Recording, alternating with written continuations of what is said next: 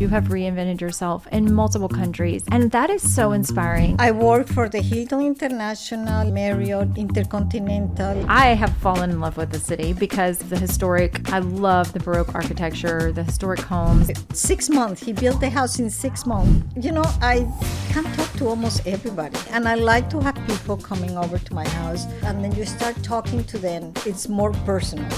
Everything is completely different from the state. We have such an easy way of doing real estate. We don't even realize that until you go somewhere else. I was in a wedding business, service industry. It impacts really the rest of your life and your career. They did for the first time those posters print with real gold and real silver. And those women are like, don't touch it.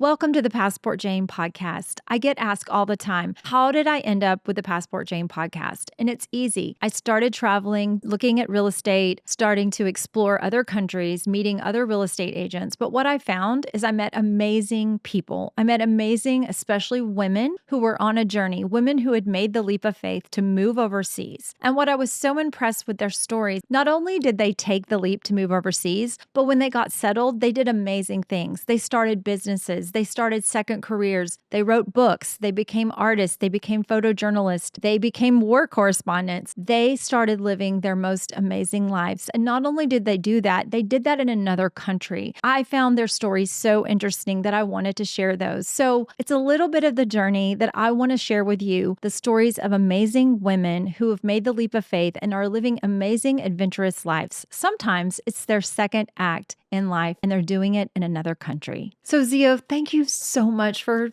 helping me. Not only helping get the podcast set up with our guest today, but thank you for everything you've done for me. This is about our 4th year of knowing each other. Mm-hmm. And we met in Houston and in real estate. So yeah. So do you remember when we first met? I was looking for a long time for a company that I want to transfer my license. And until I met, what's her name? I forgot. I was doing a deal with one of your girls. Mm-hmm. Shut up. I forgot her name. And I asked her, because everyone that I close and I start asking, how is your company? How do you like it? And she really loved your company. Oh. And then I say, and she gave me your number. And I'm so happy that I called you. I immediately knew I was going to be there. Yeah, it was a really good fit. Not only were you were born overseas and you understood international, but you also were just such a good fit for our company. And then you also brought over some other people because there was a few people that knew you. Yeah. And they liked and your input on that. So yeah. I really enjoyed working with those girls. I still, talk to them. Yes. Every time that I go to Houston, we get together. Yes. Well, we miss you in Houston, but I'm so glad you're here. Yeah. So I just want to talk about this podcast is about inspiring women on a journey. And I have met so many women, especially expat women, people who are born in another country, move to another country, and then they build incredible lives. And you've done that not only one time, not only 2 times, but many times you have reinvented yourself in multiple countries. And that is so inspiring. And so I would love for us to talk about that so that other women can see that that's possible, that sometimes you can start out with, a story that starts out one chapter and you can end up in these amazing chapters. So, yeah. Well, I remember the first time I left Venezuela, it was long, long time ago. We came, my mom was a diplomatic, and we live here in Mexico City, which I love the city. It's a beautiful city. Then I was transferred, she got transferred to San Francisco. So I lived there for 10 years. Oh, wow. And I love Frisco, yeah. What did you do in San Francisco? I went to school there. Okay. What did you study? The first time, first English, of course. Because when I went to school, my school, high school, from primary school all the way down to high school was a French school. Really? It was French non-school. So you speak French as well? I do. Wow. So I haven't spoken many years, so I think I just too rusty. But so we went to school there, and it was it was different from now. When I went to school, I used to start at 7 o'clock in the morning, and we finished at 5 o'clock in the afternoon. So, and then Monday to Friday, and then you have Saturday and Sunday, and then Sunday you have to go back to school because it was French non-school. You have to go back to mass Sunday morning, and then the whole weekend is gone. So when we moved to Mexico, I went to school there to study at the university, and then my mom got transferred to the States. So I went to school in Oakland, California, St. Mary College. Okay. It's a school for foreigners. Part of the school have a program called ELS, English as a Second Language. And then you spend, it's per month. You stay 1 month in school, you finish level 1, and then it's 10 months. You have to be there for 10 months. And it was really good. It was in Oakland, and I really enjoyed it.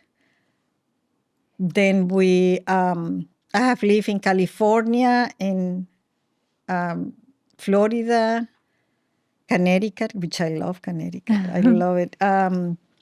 What else? Kentucky. I live in Kentucky for probably, I think 18 years. Wow. I started my career as a real estate in Kentucky because we had to bring my mom from Venezuela. She had Alzheimer, and I had to take care of her. So, but I went to school here in Mexico and in Guadalajara, and I went to school for hotel and restaurant management. So I was in the hotel business, 5-star hotel business for a long, long time. What did you do in the hotel business? I was specialized in food and beverage. Okay. Usually I got the tough part, which is managing a lot of men, because catering, the restaurants, kitchen, most of the kitchen people are men. So yes, and I was really, really young, and I did that for 30 years. Wow. Yeah. That's probably, you were very detailed. You are very, I love that about you. And it shows because it was probably in your first career that you had to do things perfect. I was in the wedding business, which was the same thing. And when you do something where you are in a service industry, it impacts really the rest of your life and your career. So, yeah, it does. Yeah. Where did you work in the hotel business? What I cities? worked for the Hilton International, Marriott, Intercontinental, what else? Those 3 big chains. Yeah, big chains. Yes. Yeah. Yes. And you were also a mom too. Yes, I was a mom. Yes. Yeah, my son is cinematographer, so he knows about cameras. Yeah. But he lives in California, and that's what was the reason when my husband decided to retire. We were thinking about Europe. Remember that I told you that your husband is Italian, correct? Yeah, my husband is Italian. So we thought about going to Italy. But then I was thinking about my son, and I said, well, if we have grandkids, we're never going to be able to see him. And I say, well, do me a favor, choose something on the American continent. I say, you have a lot of choices. From north to south, a lot of choices. Find me something that I really going to feel comfortable, that I want to stay in the American continent. And then he found Merida. Yeah. So I know when I've talked to you before, one of the criteria was you wanted somewhere safe. That was one of the things. Yeah, we were looking for safe, quiet, very relaxed city. Warm. My husband loved, warm. It's very warm. Well, he likes the warm. I know that much about that. But then he was looking to be close to the beach, which I love the beach. So we go to the beach very often. We go to different clubs. And then we've been here for a year and a half, and we feel very comfortable. Yeah. So you're in Merida, and you purchased here. So tell me about that process of looking for a home. Yeah. Well, first, my husband did all the research. When we came to Merida, I told him we have 2 choices. The first choice, if I don't like the city, I will sell the big house, move to the small house, and then we stay in the States. But if I like the city, we will look for a realtor, and we're going to find a house. So when we spent here like 3 days, 4 days, we walk around, we went to the beach, we went everywhere, Progreso and, different places. And I say, I think I can live here. Let's try to find a realtor. I already have somebody who was a realtor. I know you need a Yes. realtor to find a good house. Absolutely. Yeah, Yes. yeah. Yes. Because you can go to the internet, you can go to Zillow, you can go to different, but it is not the same. When you talk to somebody and you tell them exactly what you want, they will try to feed you the house that you need, the places, and they Right. know the area. So that's why I was like, okay, we need a realtor. That's the first thing I did. And I told her exactly what I was looking for. And I knew I want a private subdivision Okay. for security. And it's not because Merida you need to have security, but that was one of the things my husband wants. So Yes. that was. And then we want to build a house. I didn't want to buy a house, an old house, because I don't want to deal with the pipes and the electricity and plumbing. And Right. I told him, no, I'm not. I just want to have something new that I feel comfortable. So we started looking for different. We went to different subdivisions and finally got to Kinish, and I saw that house, and I loved the finishing of this builder. And then that's when I met Luis. Yeah. Remember him? Yes, I've met Yeah. Louis, your builder. Yeah. Yes. And then that was the best choice we have.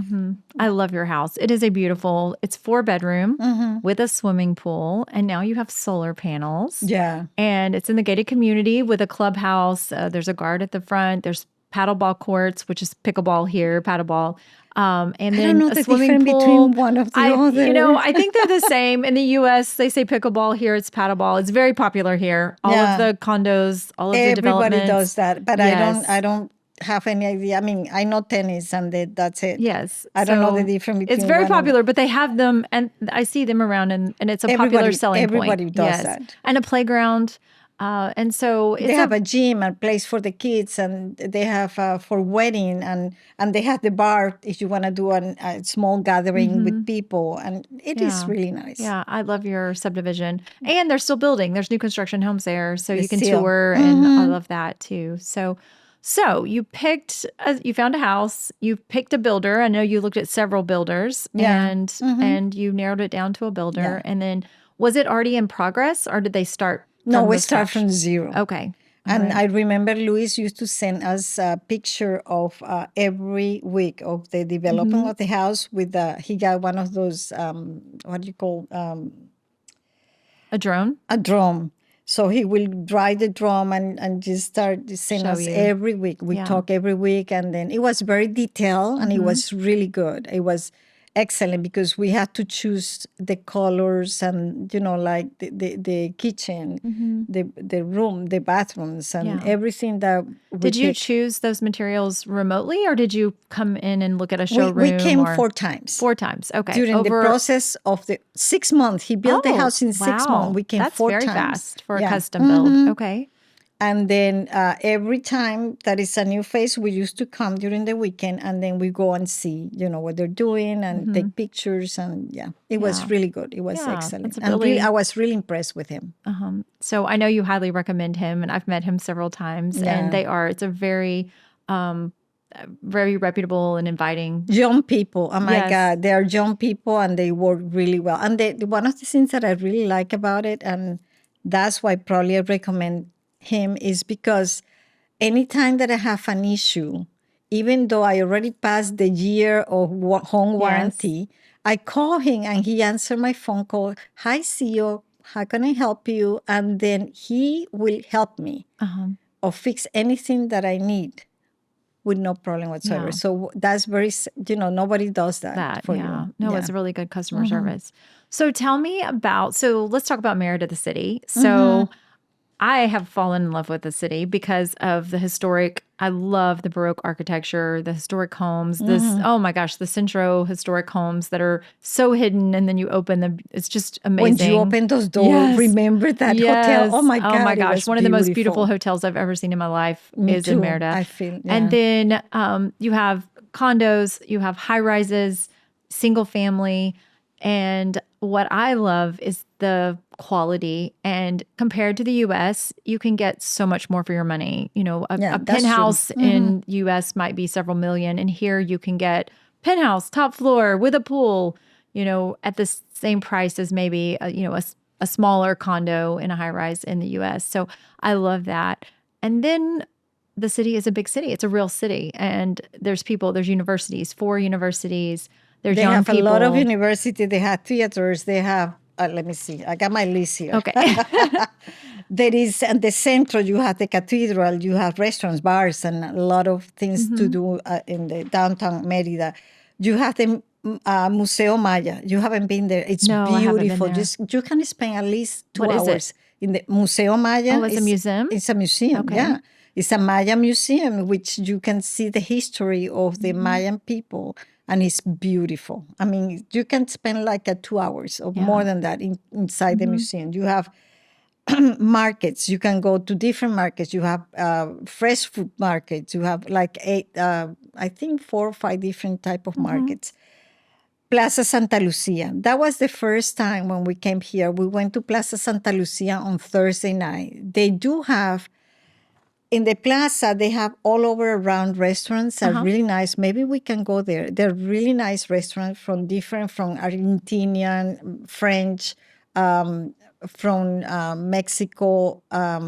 You have different restaurants, and it's going like this, like a half moon. And in the middle of the plaza, they do put typical music of Yucatan, people, folkloric. And people are dancing, and then you have on the plaza, you will have somebody selling ice cream. There are natural make ice cream. Somebody else making marquesita, which I love that. And you have to stay away from that because you get a lot of... It's too sweet. What is that? Marquesita is like a big crepe, like okay. like the cone that you have for the ice cream. Yes. Ice cream cone, but big one. So they put like dulce de leche, Nutella, whatever you want, and they roll it, and they're like this size. Yes. Oh my God. You eat that and you cannot go back to sleep. The sugar rush is high. So Plaza Santa Lucia for foreign and see the folkloric music and the entertainment on Thursday night is a wonderful place to go. Then you have Palacio de la Música. En el Palacio de la Música, it's very modern, and it have a lot of concerts. And you can even have camera music or philharmonics concert that so I've been the there. symphonies and so they all have different kinds. All kind of music. They have, it's really nice. It's very modern. You should go there and visit. And then you have Uxmal, which is the ruins. Ruins, yes. What I like about Uxmal, it's not that far away. It's really well organized. It's beautiful. You can see the pyramids and, people. And then across from Uxmal, you have El Museo del Chocolate, the Chocolate Museum. Oh. And it's really nice. I've been there like 3 times already. And then Uxmal at night have a beautiful performance, light performance on the pyramids. Okay. Oh How far is it? Uxmal is like an hour from here. All right. Yeah.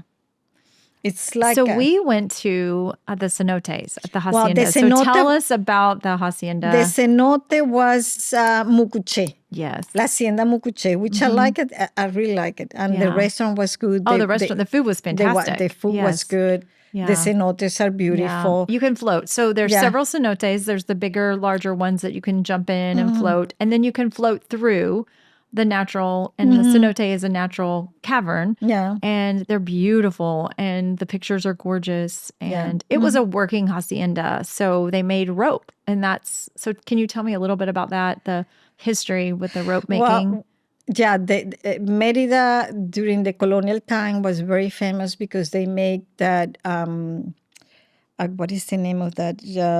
I forgot the name. That they make those ropes for the ships. Yeah. So that's what the best thing. They do that over there. They used to do that over there. They bring people, they work on that, and they you can take a tour. Yes, we did the tour. It was like a working farm. But it was a working farm. Family lived there, and then they made then you can, go to the cenotes, and then you have the lunch over there. It was really nice. Yeah, it was very nice. I love that. I would recommend that to anyone visiting Merida. Also, there's a lot of haciendas, and a lot of them are now hotels, restaurants. Remember the hotel that we went to have the restaurant? It was really nice. I went there for the Dia de los Muertos, and it was a beautiful performance. It was beautiful. I mean, the music, the altares for the dead people, they were with a lot of flowers, and it was really, really nice. Yeah. Then there is a lot of haciendas here and that hacienda, the first time I went there, they give us a tour around the place. It was like to dream. It was beautiful.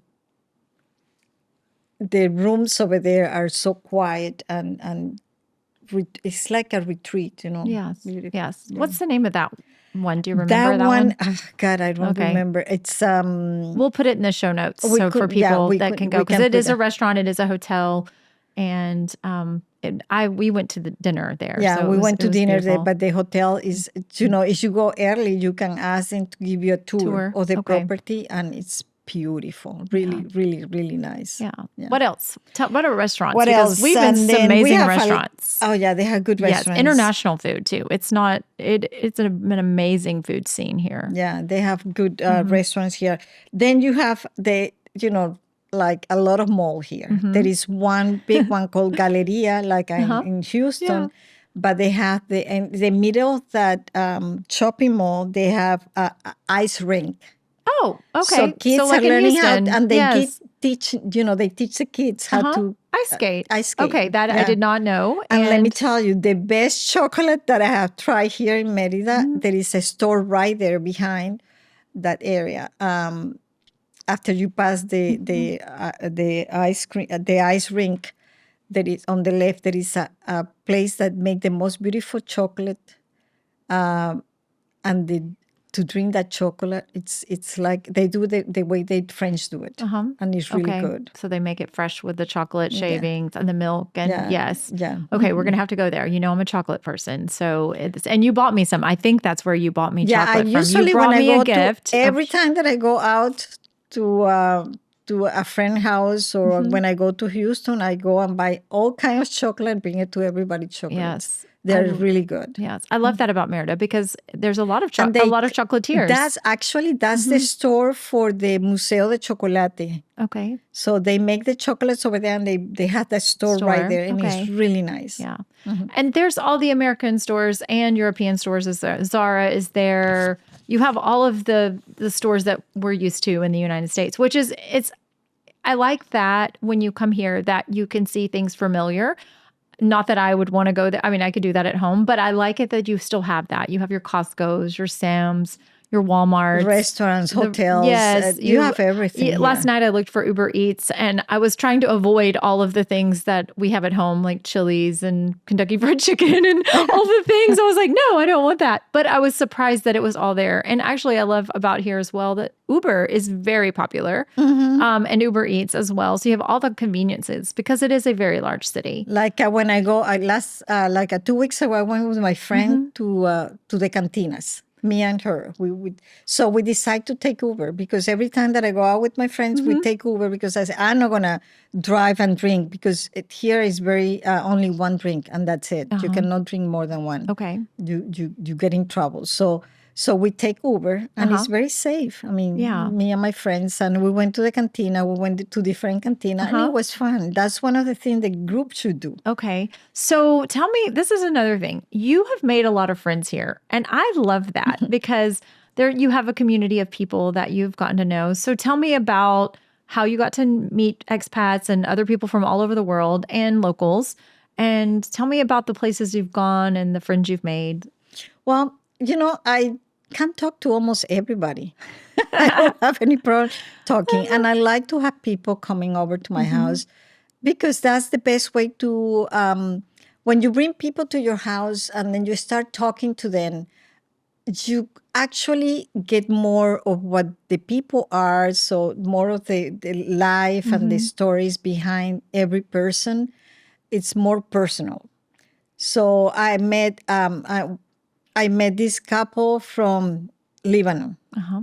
So they came over to my house, and I've been to their house to have breakfast and dinner. Then I have this lady from the university, which is a PhD doctor from Bulgaria. Mm-hmm. Then I have my friend who owned a house in Telchak. He's from Bulgaria.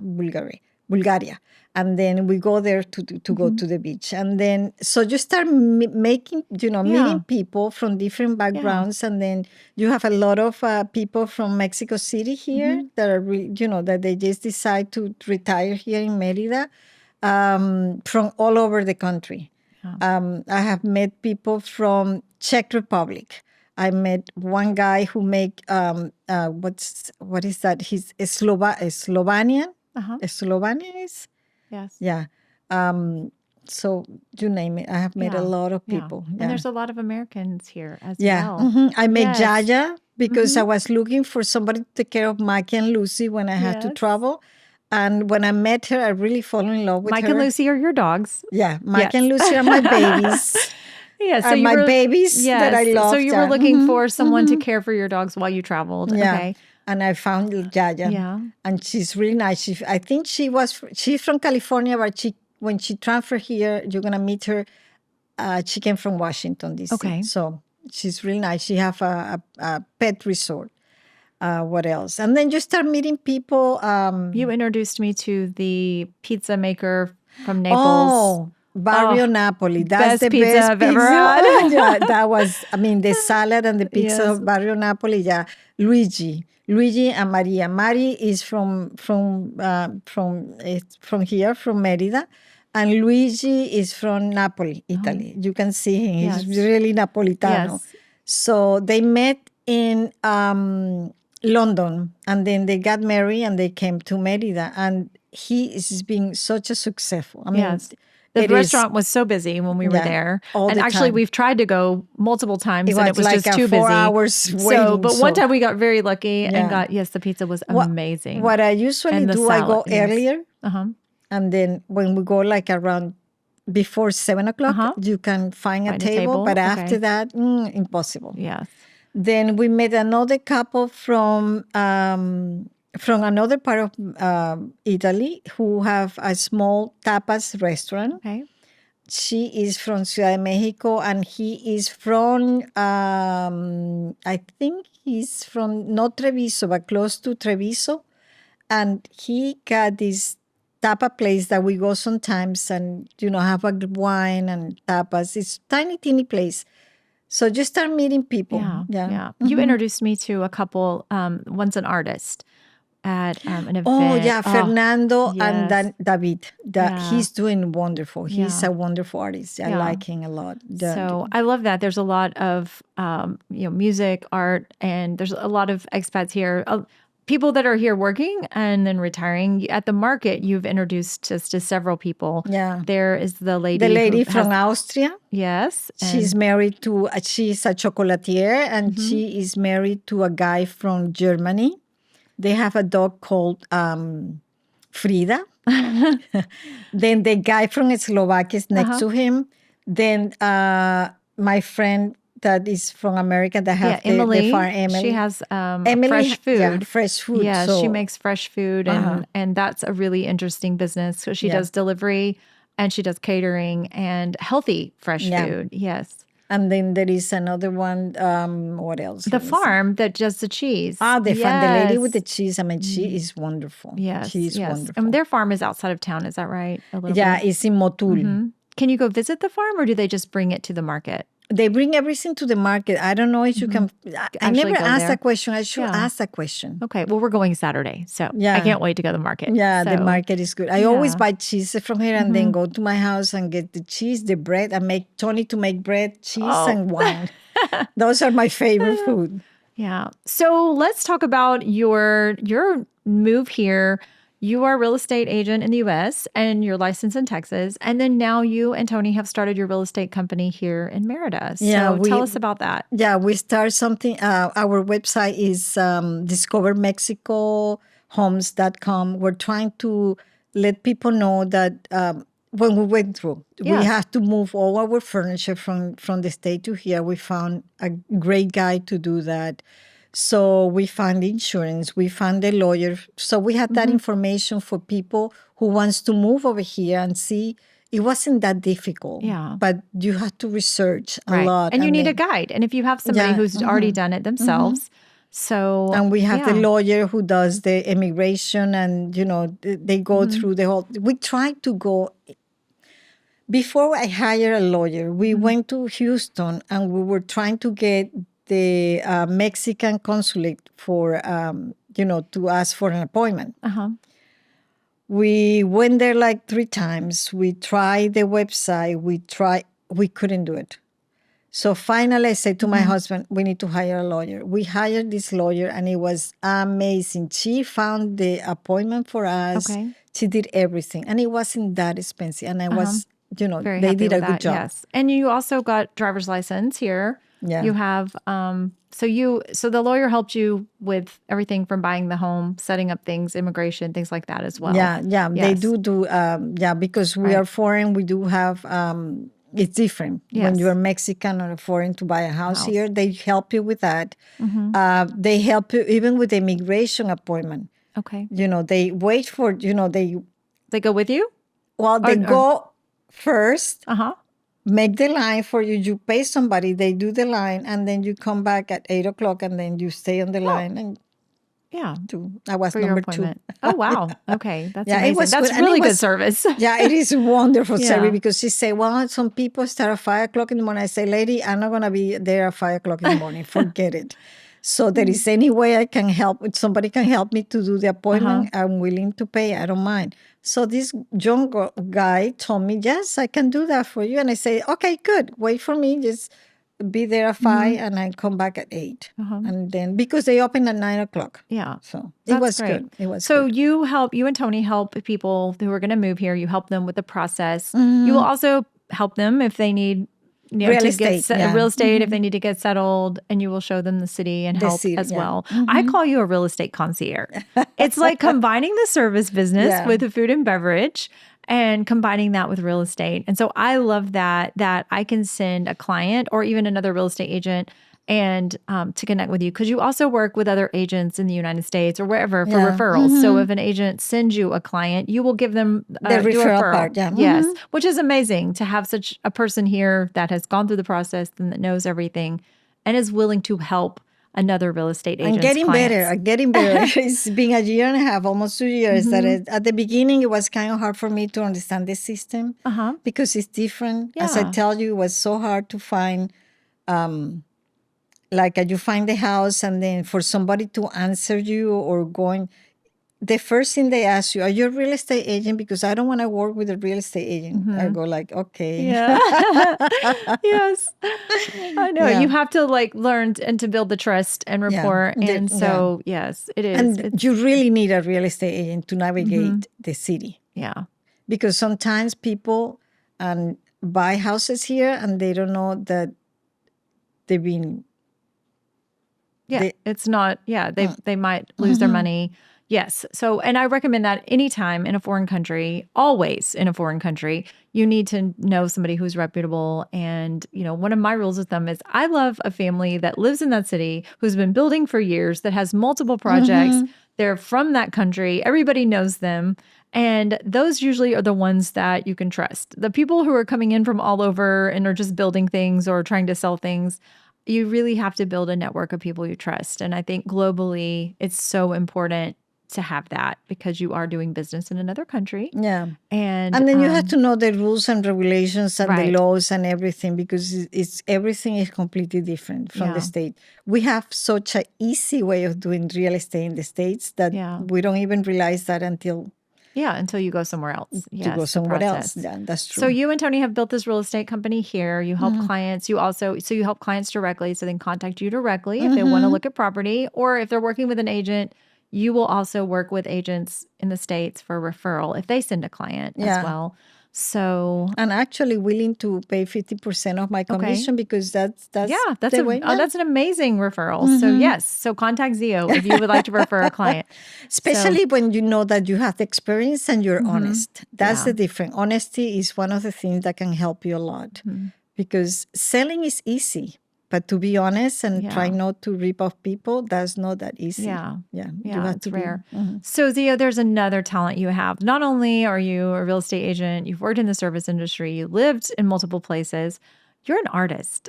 Yes, I am. But I've been painting and drawing since I can remember. My grandfather was also an artist. Really? He does something that I cannot. He used to do something that I don't think I can do it. He did oil painting, photography, which I don't think I can do that, and then he did a sculpture, which I'm really bad about it, and Yeah. I cannot build anything with my hands. So yes, I paint and I draw. I love oil painting and I love watercolor. And one of the things that I love the most is drawing. Yeah. It's the drawing part. It's graffiti. It's amazing, but there is not that many people who likes that. Yeah. That's an art that I think that is dying. There is you can see oil paintings on the museum. You can see watercolor. You can see acrylics, but you don't see that many drawing. Yeah. Like the Yeah, detailed hand drawing. yes, hand and drawing. the shading, which is- yes. Well, I've seen your art before. It's beautiful. Thank and you. I stayed one time in your guest room, and it's also your art studio. So I was so blessed to stay in this beautiful room that was gorgeous in a brand new construction home, but also an art studio where you actually had a piece that you were working on, so that I got to see your I have process. a few pieces working on, but I'm going to change that because we have such a beautiful and large service quarters for the maid, which we don't have the maid. So I was talking to my husband, as soon as he put the air conditioning there, I'm going to move the okay. art You're gonna studio to downstairs and leave that area, open for an office. Okay. Yeah, that's amazing. So your home is filled with art. It's filled with art from some of your art, but also from all over the world. Yeah. Do you have any special pieces? I remember there was some of your pets and your family. There's some portraits. Yeah. But are there any special? And there's something from Venice, I believe. Wasn't there some My art? husband. That's from my husband. I call Las Mujeres de Tony, which means Tony's women. Oh. Because those three prints that you have at the house were the first time in the world that people print in gold and silver. That was in Germany many years ago. I don't know. I don't remember. I think the 71 or something like that he was in Germany, and they did for the first time those posters print with real gold and real silver. And those women are like, don't touch it. They're women and they have masks. They're beautiful. They They're look from Venice. Yeah. Yes, they're beautiful. They're large paintings. They're large, are prints. Yeah, and prints. so that's an interesting thing. And so that's his wall. That's his wall of his ladies. And then you have family art as well. Portraits. Yeah, I do have. My aunt used to paint too, and my son doesn't know how to paint, but he loves cameras. Oh, so you've got his he went photos. to school, in RIT in Rochester, New York, for cinematographer. Yes, so I love that about your house. It's very global. When you're there, you can see all of your travels and where then you've the lived. masks from Africa. That my husband used to live in Africa, so that those are. I told him, on the room that is for TV room, I told him, this is your place for your mask for, some of them, I don't like them, but those are my husband's masks. So, My husband also has a mask collection. Really? It must be a husband thing. And I don't, my God. they're not my favorite. And he has them in his office because they're not, my house is French. It's not got mask, but in his office, he has the mask. Yeah. And he really likes it, but it's also from his travels. Yeah. And then I think a family member recently brought him one from Africa as well, a new one. He loved masks and he loved rocks and What is he has a curio cabinet in his and what's in there? Is it owls? What is his? The ones upstairs is owls, but downstairs he got he collect fossils. Oh, fossils. Okay. So he have rocks and things like that. And I told him, when you finish filling up that cabinet, that's it. There is no more rocks, no more masks, no more anything here. So that's it. Yeah. Well, your home is beautiful. It's a collection of your travels, your art. And when you're there, you can tell that you've lived a wonderful, amazing life. Yeah, it was wonderful. But sometimes I hide things from him because we have different tastes. Oh, that's funny. I think we all do. My husband right now does not know he's missing something as well. Yeah, my it's husband hidden. doesn't I didn't know. throw it away. It's just hidden. I know where You're it's at. better than me. Yes. I just disappear the whole thing. My mom told me that she can't lie ever to my dad. She's like, no, I can't. If he ever asks me, I can't lie. And so if I throw it away and I tell him I throw it away, he'll be really mad. But if I just hide it or forget where it's at, so I'm using that principle. I don't know what it is. Yeah. I'm really sure don't know what it is. And I go like, so okay. now Tony's going to know. He's going to listen to this podcast and he's going to know that you threw something away. He knows. He says, she throws everything away. I say, no. First, I don't do it. I hide it. Yeah. Then after a while, I throw one, and then I throw the other one, and then I disappear the whole thing. That's amazing. So, is there anything else that you would like people to know about your city now, Merida? And just come and visit Merida. Merida is beautiful. People are really honest and very friendly, and you work with so many different type of people. They're so humble. Yeah. And simple and approachable that I really like people here. Yeah, that's wonderful. Well, thank you so much for spending your hour with us, and I can't wait for my guests to meet you. Thank you, Jane.